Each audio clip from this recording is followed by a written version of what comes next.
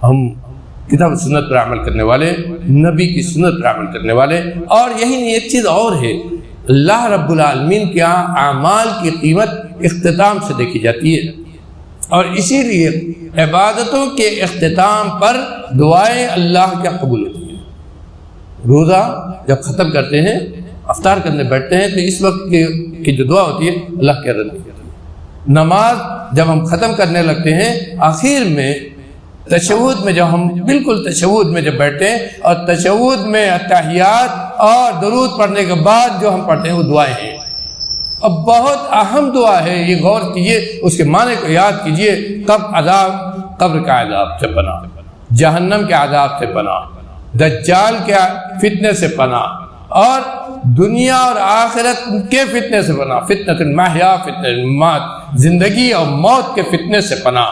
اور یہی نہیں، گناہ اور قرض سے پناہ. غور کیجئے، یہ دو بہت اہم چیزیں. قرض سے اتنی پناہ مانگنی چاہیے، اتنی پناہ مانگنی چاہیے کہ کسی اور چیز سے نہ ہو.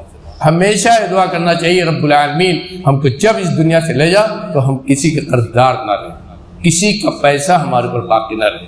اس لیے کہ ایک وقت وہ بھی تھا کہ نبی کریم صلی اللہ علیہ وسلم سامنے جب جنازہ رکھا جاتا تو آپ پوچھتے کہ جنازہ یہ میت مقروض تو نہیں ہے؟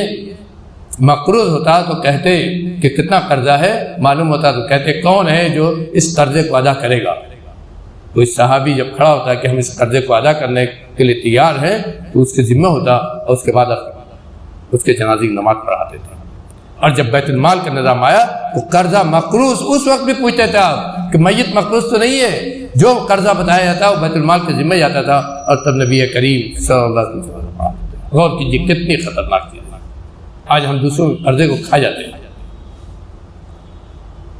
ایمان ہمارا اتنا کمزور ہو چکا ہے، دنیا اتنی ہمارے اوپر چڑھ چکی ہے کہ دوسروں کے قرضے کا ادا کرنے کی کتنے لوگوں کو فکر ہے. میرے بھائیوں، آج اپنے معاشرے میں دیکھیے، یہ قرضہ وہ چیز ہے جو آدمی کی نیکیوں کو کھا جائے گا، کیونکہ یہ حقوق العباد میں سے ہے. اور حقوق العباد میں سے ایک ایک چیز کا آپ کو، کسی کا بھی حق آپ نے مارا ہے تو ایک ایک حق کا آپ کو اللہ کے یہاں حساب دینا ہوگا. حقوق اللہ تو وہ ہے کہ اللہ معاف کرے تو معاف ہو جائے گا، لیکن حقوق العباد کے بارے میں اللہ نے خود کہا ہے، اور نبی کریم صلی اللہ علیہ وسلم کے احادیث آپ بار بار سنتے ہیں کہ اس وقت معاف نہیں ہوگا جب تک مظلوم نہ معاف کرے، اس وقت تک قرض معاف نہیں ہوگا جب تک کہ جس کا قرضہ ہے، جس کا باقی ہے آپ کے اوپر، وہ نہ معاف کرے اور وہ نہ کہے کہ ہم نے معاف کر دیا. اور اگر آپ کسی کا قرضہ لے کر اس دنیا سے جاتے ہیں میرے بھائیوں، کیا لے کر آپ جاتے ہیں؟ ذرا سوچیے، اس کو دل پر ہاتھ رکھ کر سوچیے، اور رات کی تاریکی میں سوچیے کہ اللہ کیا اس کا کیا جواب دے گا. آپ تلاش ہو جائیے، کچھ پیسہ آپ کے پاس نہ ہو، لیکن اگر دنیا میں کسی کے مقروض ہو کر اس دنیا سے جا رہے ہیں، کسی کے مقروض نہیں ہے اور اس دنیا سے جا رہے ہیں، تو میرے بھائی بہت خوش قسمت ہے، بہت خوش قسمت ہے. کسی کا حق لے کر اس دنیا سے آپ نہیں جا رہے ہیں، جس کا بھی حق ہے اس کو ادا کر کے اس دنیا سے جا رہے ہیں. اور یہ اللہ کی بہت بڑی توفیق ہے، جس کے دعا کرنی چاہیے. یہ بہت بڑی توفیق ہے اللہ کی. میرے بھائیو، عبادتیں نبی کریم صلی اللہ علیہ وسلم نے یہ بھی فرمایا حدیث میں کہ آدمی آئے گا، اس پر بہت ساری عبادتیں ہوں گی، نمازیں ہوں گی، جو وہ نماز پڑھتا رہا ہوگا جیسے تم نماز پڑھتے ہو، روزہ رکھتا رہا ہوگا جیسے تم روزہ رکھتے ہو، صدقہ و خیرات کرتا رہا ہوگا جیسے تم صدقہ و خیرات کرتے ہو. ساری نیکیاں لے کر اللہ کے آئے گا، اور سب نیکی اللہ رب العالمین اس کی برباد کر دے گا. اس کا کچھ اجر و ثواب اس کو نہیں ملے گا. کیوں؟ اس لیے کہ دنیا میں اس نے کسی کا حق مارا، دنیا میں کسی کا حق مارا، اس حق کو لے کر، اس حق کو ادا نہ کر کے اس حق کو لے کر اللہ کے دربار میں.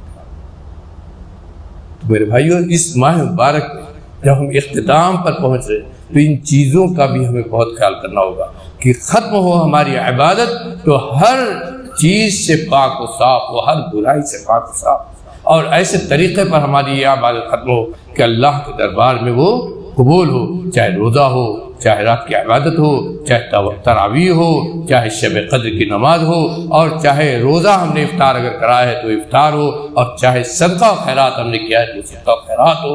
یہ تمام عبادتیں اللہ کے دربار میں اس طرح پہنچیں کہ اللہ کے ہاں وہ قبولیت کو پہنچے.